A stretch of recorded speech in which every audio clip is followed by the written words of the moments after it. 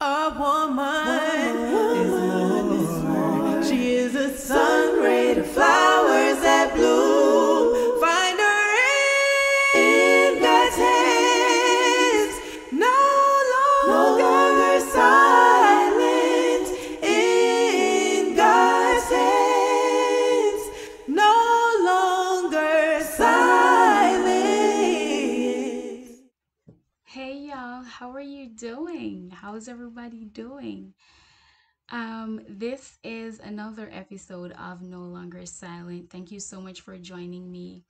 My name is Neveta Riley. If you are joining for the first time, then thank you for being a part of this movement. I love to call you guys a movement because I believe that that is what we've started. If you are a returning listener, sis, I appreciate you. And the brothers too. I have to give a shout out to the brothers. You know what? My husband said to me recently that he said, babe, sometimes when I'm listening to your podcast, I kind of have to pause and take breathers. And he's not the only one that has said that to me. So let me tell you, I really do appreciate you guys staying through this journey with me because I know that it has not been easy. I applaud the women who have been brave enough to come on and share. We have been out here, like literally, like just wiping our faces because the emotion sometimes is so high. Even myself, like sometimes I finish recording an episode and it's really rough for me. Like I have to take a moment. So I really want to say thank you to all of you who have joined, who are joining, who have been with me since day one. You have been a part of this movement since the very first episode. I am truly grateful. Today's going to be a little bit of a one check-in episode, and it's going to be a little bit different because I do want to share a story with y'all, but unfortunately or fortunately, I will be by myself today for this episode. um I also want to give a shout out to those of you who have reached out to me, whether you have text or um, called or send a message through somebody. Listen, we really appreciate the feedback because I want to hear from you. I really want to hear from you. I want to hear how this podcast has been impacting you. I want to hear um, how it has really helped you. And I mean, even if you have something that is kind of a negative critic, I still want to hear it. So I encourage you guys to reach out. Send me a message on WhatsApp if you have my number. If you don't, get on Instagram, search for Neveta Riley. If not, find me on Facebook, wherever you need to go. I really want to hear from you guys. It's really important to hear your feedback because sometimes I too get discouraged. Sometimes it's hard, and I want to hear from you how it has been impacting you. So thank you for all of you who have really taken the time to reach out to me. Those women who have shared, who have gone on this journey with me. Y'all are the real MVP of this. And the listeners, if it weren't for you guys, No Longer Silent would not have made it this far. So I'm truly grateful. So today I want to talk about um, an experience that I had. It was, and I really thought about how I would present this because I know I wanted to share it, but I really thought about how I would present it to you guys. And so I decided to present it from the perspective of the lessons that I've learned from being in a relationship where I got my heart broken in a million pieces. Yes, that's the story that I'm sharing today. One of the things I've realized about being living through any type of abuse or any trauma is that when you don't get help it really manifests in different ways. And a lot of times, especially when it's like sexual abuse, it manifests in your relationships.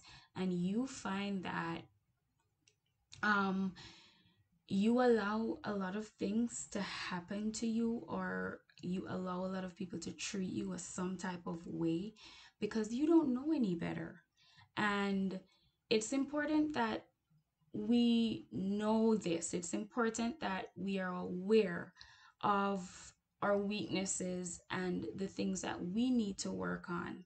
Because I honestly don't think that a lot of times when we get our hearts broken, we just say, okay, just blame it on the man. And I'm not saying that they don't have a part to play where that is concerned, or whomever broke our heart. It could be a girl. Um, that they don't have a part to play in it, but also do some introspection to see what might be going on with you. Why did you allow yourself to be treated this way?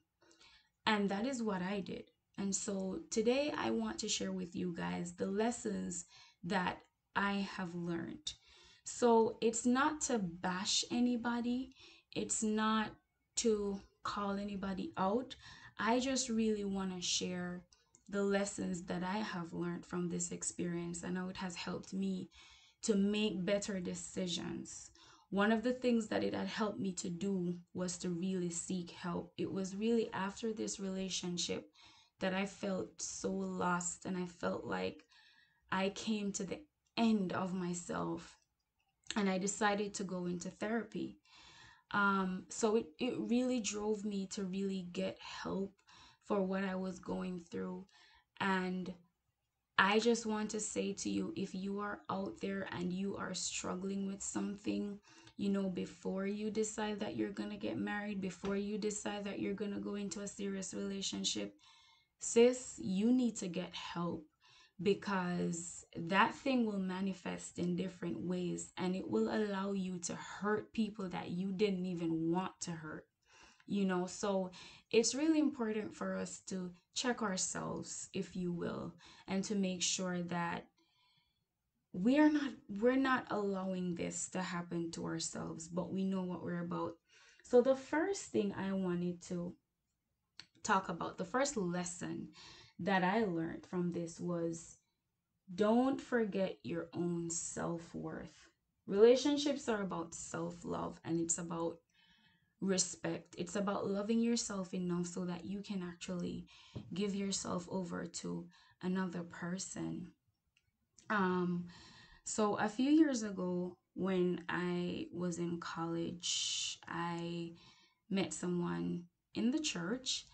Um, and I'm gonna use the word dating, but I'm gonna clarify what I mean by dating, because we know that we have a lot of different, you know, um, definitions for that. So in the church, what we consider dating to be is you meet somebody, you like somebody, and you guys decide to talk some more to really get to know each other.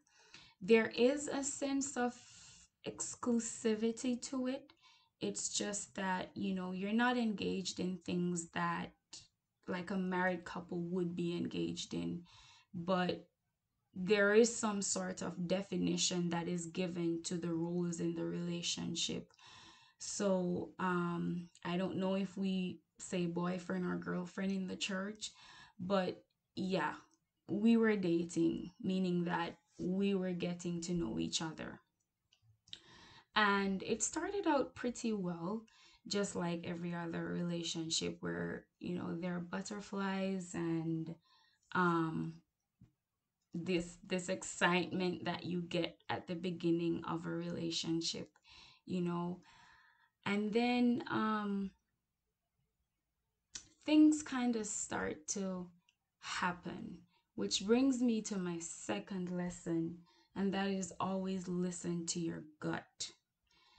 One of the first things that I noticed, and I'm not saying that there were no good memories from this encounter, because there were, um but I just want to zone in on some of those things that I really learned to look out for and to make sure that I don't make the same mistake in another relationship. So listening to your gut, one of the first thing that I noticed was that there was always on an attack on my family from the person, my immediate family, and then it got to my church family. And I was like, but you're a part of this church too, so what, I didn't get it. But there was like an attack on my mom, my dad, um, in-laws and stuff like that. And then just the entire church family, like they do this and they do that. And it started to kind of rub me the wrong way, but I wasn't listening to my gut. And let me tell you, when you have doubts, you really need to qualify those doubts and to check them. If you have any sort of doubt, even if it's not, let's say it's not legitimate or it doesn't have any merit, you still need to find out what is this about, you know, because you're giving yourself to this person, and that's going to really start to affect you because all of your emotions, your psychological being is involved in this process. So you really have to learn to listen to your gut. um which brings me to lesson number 3. Don't stay because you're comfortable or you're idealizing. I felt as though there was no one else in the church for me because we believe in dating equally yoked. So I wasn't looking outside of the church, I was looking inside of the church. And when I looked inside of the church, in my eyes, not in God's eyes, in my eyes, there wasn't anybody else, and I felt like I'm not going to be in the church until I'm 30, 40 and not married. So it's like I felt like this was my last chance to get married. And so I decided that I am going to make this work. Come hell or high water, I am going to make this work because I liked the idea of being in a relationship. I liked the idea of having this person in my life, not realizing that I'm really cheating myself in the long run because one, I'm not, I don't know my worth. That was the first thing. I wasn't listening to my gut. And then I was staying because I felt like I had to, because I felt like if I don't, then I'm going to end up single and alone. And I just want to interject this right here, too, that if you feel like, if you're single and you're in the church and you feel like it's never going to happen for me because I don't see anybody, let me tell you, just because you don't see them does not mean that they're not there, because the God that I serve is a faith God, and all he wants is for you to trust him.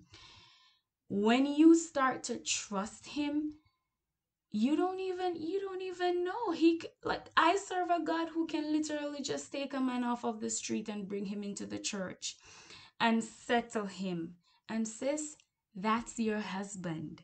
So I don't want us to settle because we feel like, because we look around us in our own congregation, we look around us in the church, and we don't see anybody else, So I don't want us to do that. I want us to know our worth and be willing to trust God and to wait on him and to say, God, this is my desire, and I know that you are going to bring it to pass. Which brings me to lesson number 4. Your fulfillment doesn't come from your significant other. I feel like this is such a big one because a lot of us think that marriages and relationships, it's the end, it's the be all and end all. And it's not, because you have to establish yourself first. You know, we were going on in the relationship, and I honestly felt like that was where my fulfillment comes from. If he didn't validate me, then I wasn't good enough. If he didn't tell me that I was beautiful, then I didn't think that I was beautiful. He had to literally say it. That's a lot of pressure to put on somebody. So continuing in the relationship and still having those doubts, but listen, I'm fighting to the end. I'm making it work because this is my last chance to get married. Um and so we continued in the relationship. And of course, the fact that I was abused as a child, it brought up a lot of feelings, and it was hard. Um, it was really hard. And I allowed a lot of things to happen in the relationship that I shouldn't have, but I didn't know any better because I didn't get the help that I needed. I was hurting and he couldn't understand. And so when I felt like he couldn't understand that it was because I was hurting, I opened up. And this was probably like the first or second person that I was really opening up to about what had happened to me. So it's like I had invested everything in this relationship. And there were a couple of things that happened um, that really broke my heart. I remember there was this one time when I went to visit his church, and there were some kids from the neighborhood who came to visit as well. And I taught class one. For those of you who are familiar with the church, we have class one, which is for the little kids. Then we have class two for like the intermediate, and then we have class three, which is the adult class. And I was teaching class one that day. And so I was getting to know the kids a little bit. And during the lunchtime, when we were all, having dinner, I was there just kind of messing around with the kids and playing with them and whatever. And when I was there messing around with the kids, one of them started hitting me. And she started hitting me like, and I told her to stop. And then she started hitting me like really hard. So I got serious and I stared her in the face and I said, "You need to stop." And he walked out right at that time when I said that. And later that night, we were talking on the phone and he said to me, "I don't think that you're a nurturing woman." I was like, "What?" He said, "I don't think you're a nurturing woman because today you were really rough with that little girl." And that thing really hurt me because as a woman that's growing up in the church, our nature is to be mothers and to nurture children. And you're going to look at me and tell me that the very innate thing that God created a woman with, that I don't have that. That really messed me up. It really messed me up. And I literally started to believe it because, again, I didn't know my worth and I didn't know any better. So I felt like I started to question if I really wanted to have kids. No, think about it. This is somebody who has been raised in the church and we're taught to multiply and replenish the earth. And I started to question if I really wanted to have kids. So when you give somebody that much power, you are pretty much placing your happiness in their hands and at their mercy. And whatever they tell you, and you start to believe that, that's what you're gonna run with, you know?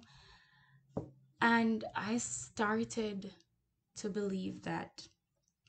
There was another instance when a friend of mine had met in an accident, and I one evening I was going home from work, and somebody told me that they were going to go to the hospital to go look for them. And so I texted him and I said, I'm going to go to the hospital to go look for this person. And I went and I came back from the hospital. When I got home, we were talking on the phone, and he asked me if I thought I was a genuinely caring person. And in my mind, mind you, at this point I was about 22 years old. If it were now, I probably would not have even answered that question. But at the time, I'm like, yeah, I think I genuinely care about people.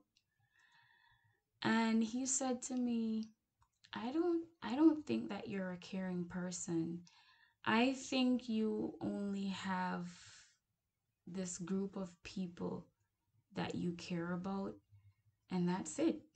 It's like he was saying, you don't care about anybody else. You don't care about the stranger on the street. You don't care about the person who.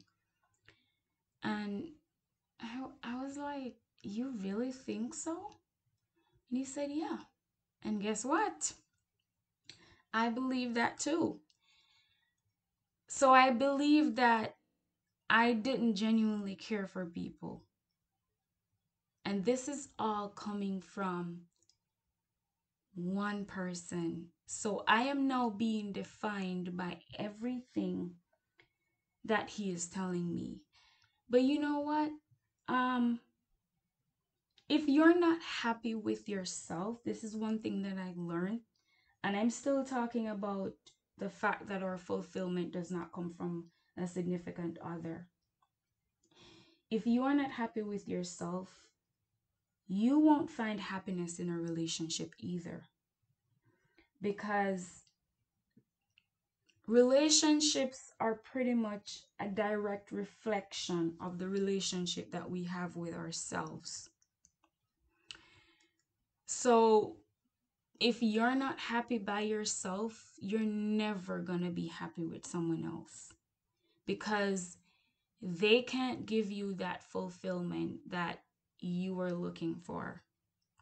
And so I was looking for that validation in him, and here he was just tearing me down. And the thing about it was that it was kind of like a cycle, because I don't know if any of you have ever read this book by Erica Campbell. It's called More Than Pretty. And it's about her growing up in the church and just being told that she was pretty and that was it. And when I read that book, it really spoke to me, because that was how I felt. That was how I was made to feel, as if I was just pretty. It got to the point where I was literally called Mount Zion's Barbie, because it would happen in a way that he would say, if he like saw me at a church service or whatever, he would say, "Oh, you look great today. You really looked nice today. But why were you doing this?" And it's like an attack on my entire personality and my entire being. And then it would finish off with a statement like, but you look good though, you know? So it's like, hey, you're not really a nice person, but you're pretty, you know? So it's like, and I was reduced to, I am pretty. That's what I was reduced to. And that really hurt me and that really broke my heart. Um, but you know what? This brings me to lesson number 5, that sometimes pain is necessary for growth. Because even though all of this was happening, do you know who still was fighting for this relationship? Yeah, me. I was still fighting. I was still holding on. I still felt like this was gonna work. And I remember my mom, God bless her. I don't know if it's just mother's intuition or if it was just the Holy Ghost. But a mother just always knows when something is wrong. And she said to me, I don't like that guy for you. And I was like, I started to defend him. And this is when you really got to check yourself. When you have to be defending this person to everybody that's around you, everybody who knows you to your core, honey, something is wrong. Something is definitely wrong. Because I was telling my mom, oh no, mommy, you just need to get to know him. You just need to give it a minute because he's like this and he is, and she was just like, I don't like him for you. And for a mother just always knows. When you have to be constantly defending that person, and the one thing that really, the one thing that I would always do that was just so wrong was say, with me, he is not that way. Listen, the same way that I am or you are with your significant other, other people are going to see that. The same level of kindness, the same level of meekness, the same level of gentleness. That's everybody else is going to see that. So if they're one way with you and then they're different around everybody else, you're not seeing their true color. You are blinded. They say love is blind. And I saw something once that says that it is also physically and intellectually deaf. And that is true. Because when we are blinded by what's in front of us, we can't even hear what others are saying. We can't see, you know, we cannot see. And that's why it's really important to know your worth. So you don't fall into love, you walk into it knowing what you're getting yourself into, knowing that this is going to be good for you. This is somebody who told me that you're not humble. And granted, I am not saying that perhaps I struggled with humility, but is there a correct way to say that to somebody? Absolutely.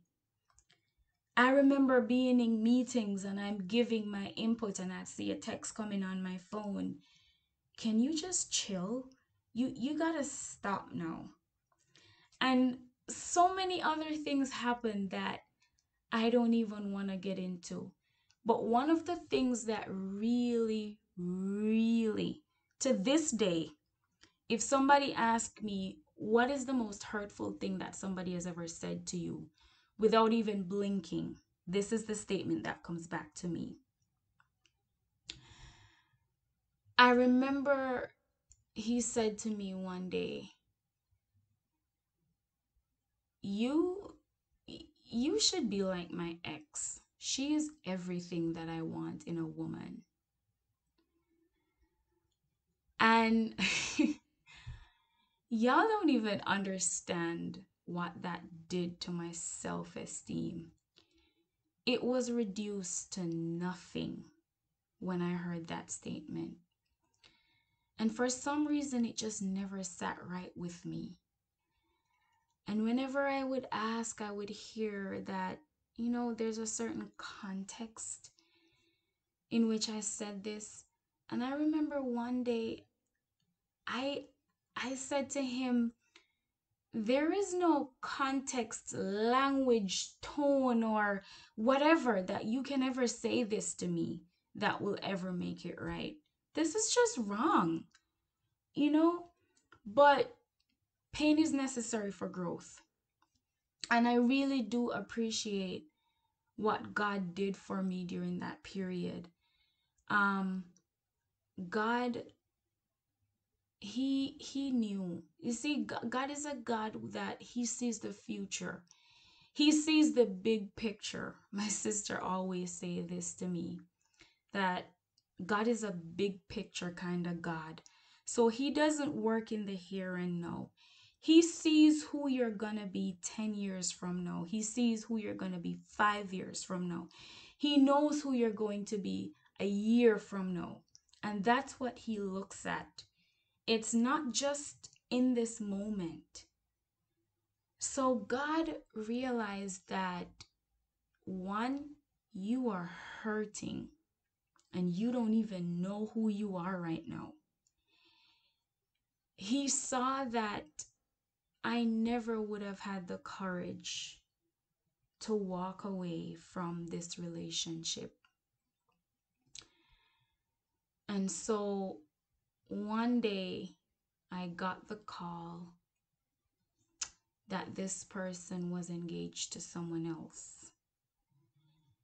Granted, there was no definite decision to say that we were gonna end up together, but it was also never verbally said that we are over. And I got that call to hear that he was engaged to someone else. And that really threw me. Like I was literally going to walk out of Mount Zion because I felt like I could not stay in that church. What am I saying? I said pain is necessary for growth sometimes. I was going to leave. I made up my mind. There was another church that I started going to because every time I would come to Mount Zion, I would have panic attacks. And I made up my mind that I was leaving Mount Zion. And I remember so many people just holding me up in prayer. There were so many people that are coming to my mind right now who were there. They never asked me anything. They never asked me my business or anything like that. They were just there, just doing whatever they needed to do. And God really brought me out of that space. And when he took me out and I was able to do some reflection, I realized that I allowed for all of that to happen because I didn't know my self-worth. I believed that I was beautiful because people told me that I was beautiful. But I never looked in the mirror and saw someone that was beautiful. My self-esteem was little to nothing. And one of the things that I realize about God is that when you want something from him and he has a lesson to teach you, you're going to have to learn that lesson first before he gives you what you want, because he needs to make sure that you've learned that lesson. And I got to this place after that where it was just me and God, because I had to do something different to get out of this space. It was a very dark space, a very dark time in my life. And I had to do something different to get out of this space. And I started really reaching out to God, really reading His words more. And it was like God just showed me myself. I remember just looking in the mirror one night and just saying, "Oh my God." Like I literally put my hand over my mouth, blushing at what I was seeing, because it was like for the first time I was being introduced to myself, and it was just amazing. And I was like, "God, I am fearfully," and it's like His words came alive. Like, "I am fearfully and wonderfully made. Marvelous are thy works." And guess what? My soul knows that now. Like before, I didn't know that. But now I know. And I remember going through this period of my life where I was just okay by myself. Like, I don't need a man. That's just plain and simple. I didn't need a man. I was okay just being me. I went home and I did whatever I wanted to do. I went home and I would read and I would cook and I would listen to music, and I would just be comfortable in my own space. I remember there was this one time when I went to the grocery store, and I will never forget. I was listening to Jermaine Edwards' Beautiful Day, and I was just dancing away just by myself in the grocery store. And this gentleman, he was just staring at me like I was crazy. And guess what? I didn't care, because I was at peace. I was single, but I was satisfied because I had God. And that brings me to lesson number 6, sorry. Forgiveness is the best gift that you can give to yourself. I had to learn to forgive myself for allowing all of that to happen because I wasn't in the right space. Forgive yourself and forgive them too, because sometimes they don't even know what they're doing.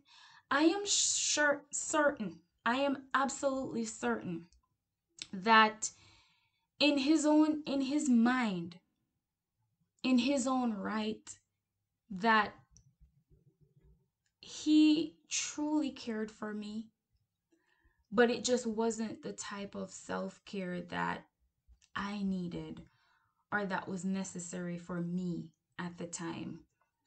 But I truly felt like in his mind, he really cared for me.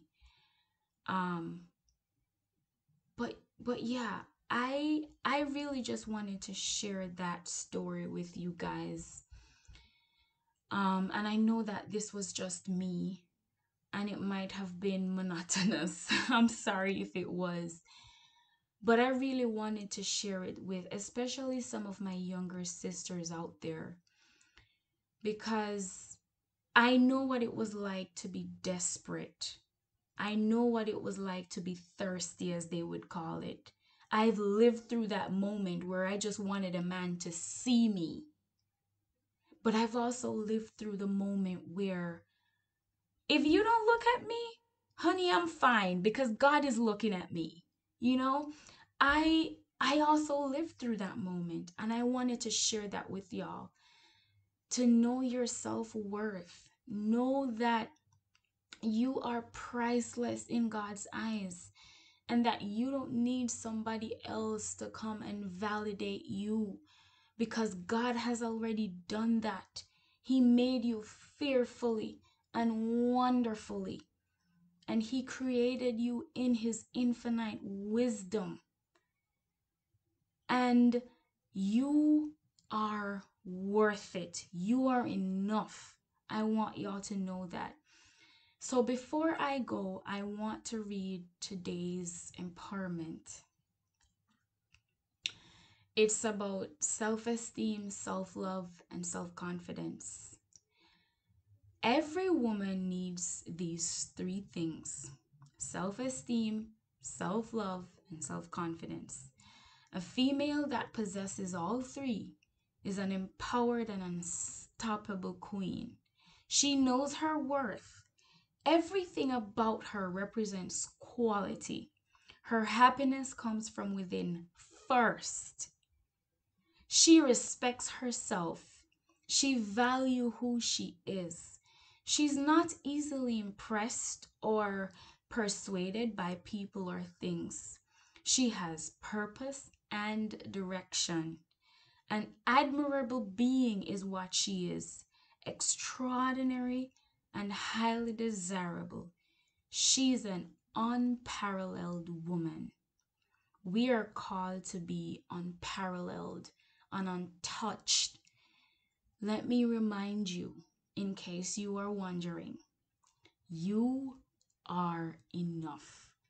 Thank you so much for joining me for another episode of No Longer Silent. Until next time, this is Neveta Milton Riley saying God bless you. No longer silent.